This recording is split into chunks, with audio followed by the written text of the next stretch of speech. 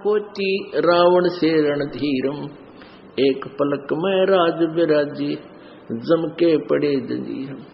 भक्ति बिना क्या होते हैं ये भरम रहा संसारे, रति कंचन पाया नहीं रावण चलती बार।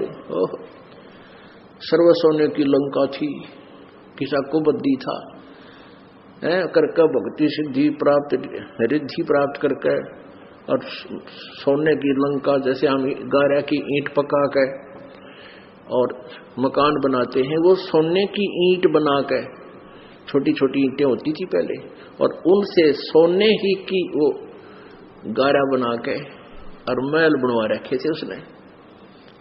इतना धनी था। और आप दौरे मुश्किल से 50-20 ग्राम 20 तोले सोना होगा थर, बुढ़ा बुढ़ा सेठ होगा जिस पर 20-30-40 तोले सोना हो गया। कहते वो रति नहीं लेके गए, ग्राम भी नहीं ले जा सका, तुम कहां ले जा सकोगे और के कला तोड़ दोगे 40 तोले सोने में। ये तो खाम खागा सर दर्द है। सोना तो घर में बना रखना चाहिए आपने, और ना इसको पहनना चाहिए। क्या फायदा कान में डाल लिया, कान नाक में डाल लिया, 36 पंगे कड़े बना लिए। परमात्मा ने इतना सुंदर शरीर दे रखे, इस पर आडंबर करने की कति जरूरत नहीं। इसे भगवान रुष्ट होता है।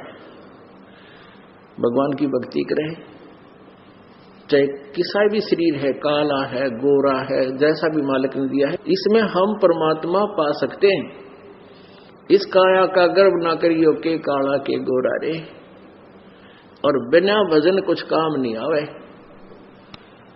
चाहे एतर छड़को चारों हो रे। तो पुणात्मा धीरे धीरे, क्योंकि हम इतने इस सामाजिक माहौल में हम इतने गहरे चले गए कि वहां से वापस आना अपनी पटरी पे हमारे लिए कठिन हो रहा है। हम दलदल में धस गए। लेकिन परमात्मा का सहारा आपको एक क्रेन का काम करेगा। अब कलयुग में इसलिए परमात्मा ने कहा था कि मैं अपने बच्चों को कलयुग में संभालूंगा, कि कलयुग में पिछले तो पुण्य आपके पास रहेंगे नहीं, प्रारब्ध में बहुत कम पुण्य आएंगे तुम्हारे हिस्से में, और दुख होंगे गणे। और जो पूजाएं तुम उस समय कलयुग में आप कर रहे होगे, जो काल के द्वारा भ्रमित, कोई देवता की, कोई भैरव की, कोई भूत की, कोई पितर की, या काल के द्वारा भेजे गए नकली संतों की, ये 10-12 संत पंथ बना रखे हैं, 15-16 पंथ हैं, और भी ये नए नए पंथ चल गए। इनमें भी आप पूजा कर रहे होगे तो भी आपको लाभ नहीं होगा, क्योंकि आपके पिछले संस्कार नहीं हैं। तो उस समय परमेश्वर ने कहा था कि तो काल ने ये कहा था कि कलयुग में इनको ऐसा कर दूंगा, ये भक्ति के योग नहीं रहेंगे। शराबी, कवाबी, स्वार्थी, निर्लज, ऐसी पिक्चरें बना दी। देखते आप देख लो पश्चिमी देशों में नग्न नाच हो रहा है, सरेआम जो घूम रहे हैं जैसे पशु घूमया करे नंगे, कोई कुर्ते के छोटे छोटे कपड़े पहनकर बहन बेटियां भी सरेआम ऐसे घूम रही है। तो ऐसी निर्लज्जता कर दे। अब ये हमारे समाज में भी घर करने लगी। पहले ओठों पर लिपस्टिक, ये नाखून पॉलिश, और उस तरह के लटक मटक, ये पाउडर चटक मटक, ये कोई बहन बेटी हमने करती नहीं देखी।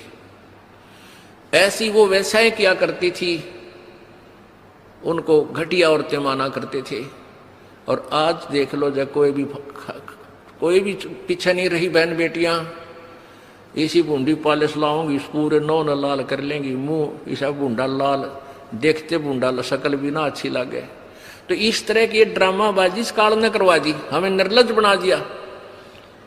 और सरेआम डांस करती हैं ब्याह शादी में, बेटियां नाचे, उड़े बाप नाचे, उड़े बेटी नाचे, उड़े माँ नाचे। अरे थारा गजब, इधर वैसा ही नाचा करती थी कि तो बंद कोठों में, आज सरेआम नचा दिए काल ने हमारे को।